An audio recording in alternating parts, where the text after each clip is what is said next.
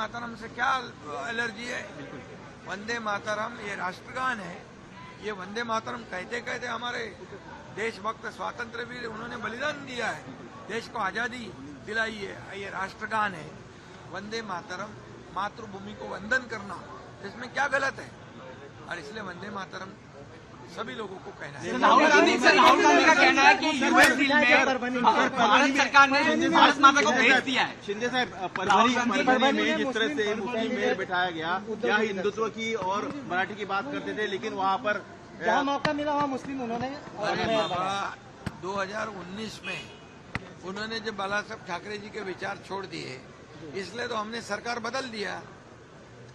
सरकार बदल के लोगों के, जनता के दिल का सरकार लाया है, और इसीलिए हम बाला साहब ठाकरे जी के विचार को आगे बढ़ा रहे हैं, डेवलपमेंट को आगे बढ़ा रहे हैं। इसलिए 3.5 सालों में जो राज्य सरकार ने, महायुति ने काम किया है, इसका नतीजा क्या है? हम महायुति विधानसभा में 1 साइड जीत गई, नगर परिषद में जीत गई, महापालिका में जीत गई, अभी जिला परिषद में जीत गई। तो महायुति को, जो हम बाला साहब ठाकरे जी को विचार को आगे बढ़ा रहे हैं, अभी उन्होंने अपना असली चेहरा दिखाया है। शिंदे साहब, आप जो है बांग्लादेश मुक्त मुंबई करना है। बांग्लादेशी जो है, जहाँ कुछ आधार कार्ड उन्होंने लिए हुए, कुछ गवर्नमेंट डॉक्यूमेंट उन्होंने लिए, उसकी जांच होगी, और बिल्कुल वो सब जो कागजात है, जो आधार कार्ड जैसे, वो उसको वेरीफाई किया जाएगा, रद्द किया जाएगा, और बांग्लादेशी को बाहर निकाल देगा। राहुल गांधी ने कहा है कि भारत सरकार ने विपक्ष जैसे जो लोग हैं वो अपने वोट बैंक के लिए कह रहे हैं कि उनको जो है आप मुस्लिम लोगों को तकलीफ दे रही है, ऐसा। अरे बाबा, बांग्लादेशी जो यहाँ के देश के मुसलमान है, भारत के मुसलमान है, भारत के हिंदू है, देशभक्त मुसलमान, राष्ट्रभक्त मुसलमान, उनको क्या तकलीफ है? उनको यहाँ पर जो हिंदू देशभक्त है, मुसलमान देशभक्त, वो हमारे हैं। लेकिन बांग्लादेशी जो है हमारे नहीं है, तो बांग्लादेशी को यहाँ से निकालना है। सभी लोगों ने सहयोग करना चाहिए। राहुल गांधी का कहना है कि यूएस ट्रेड डील जो हुई है उसको लेके भारत सरकार ने भारत माता को भेज दिया। मैं इस पे कल डॉक्टर श्रीकांत शिंदे, इसने सदन में इसका जवाब दिया है, लेकिन मैं इतना कहना चाहता हूं कि आदरणीय देश के प्रधानमंत्री नरेंद्र मोदी जी ने ये तीसरी बार प्रधानमंत्री बने हो।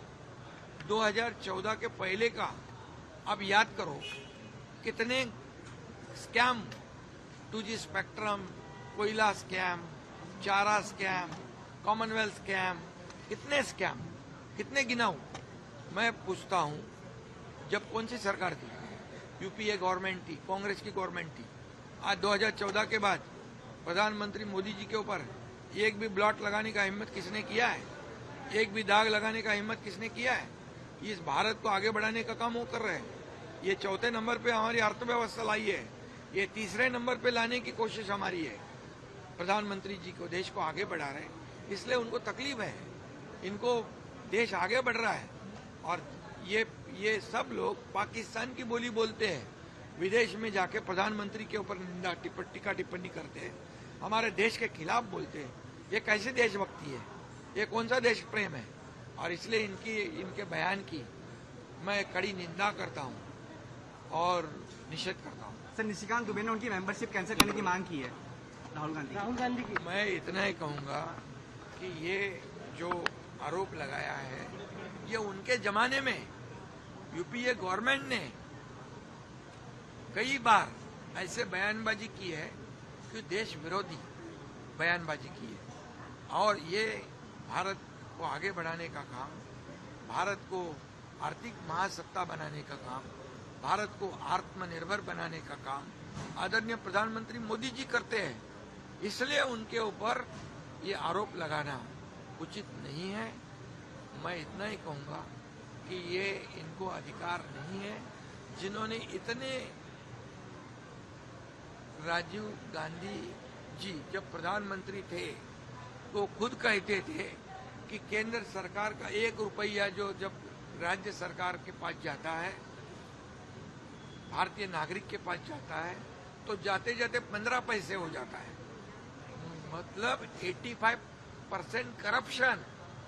अब बंदा रुपया जहां से केंद्र सरकार मोदी जी भेजते वो पूरा बंदा रुपया ये लोगों के खाते में जमा होता है। इसलिए मैं ये कहूंगा कि मोदी जी का नेशन फर्स्ट है और ये अपोजिशन वाले जितने बोलने वाले हैं उनका करप्शन फर्स्ट है। मोदी जी का क्या है? Nation first. और जो बोलने वाले आरोप लगाने वाले का करप्शन फर्स्ट। सर